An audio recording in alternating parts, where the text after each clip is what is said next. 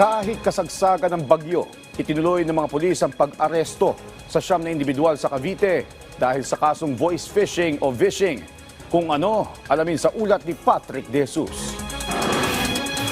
Lahat na nakikita namin dito ay ito ay warrant to search sa examine computer data.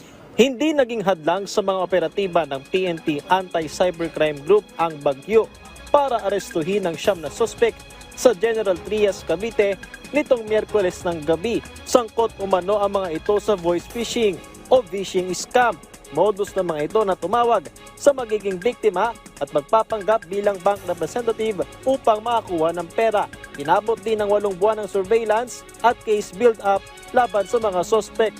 Ang mga arestado ay parte ng isang malaking sindikato at may mga mas mataas pa dito. At yun ay patuloy na hahanapin natin.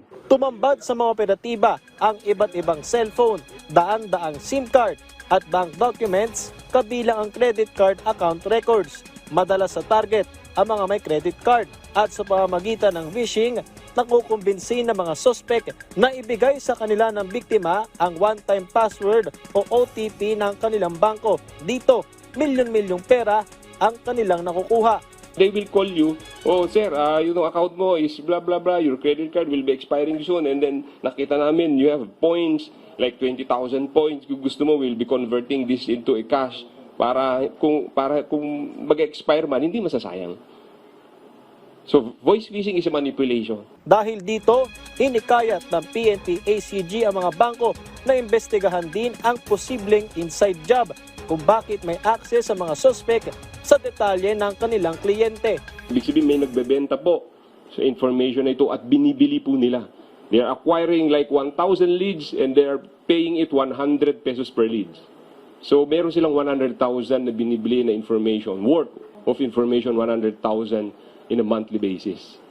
Biruin mo 100,000 pero kumikita ka naman ng more than millions of pesos. Paano ito na-acquire ng mga tao na ito? And then we'll be asking the banks. They should investigate also.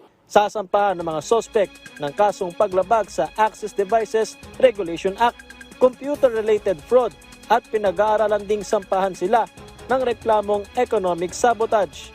Ayon sa PNP ACG, halos 100 ng reklamo sa phishing kaya't pinaalalahanan ng publiko na mag-ingat.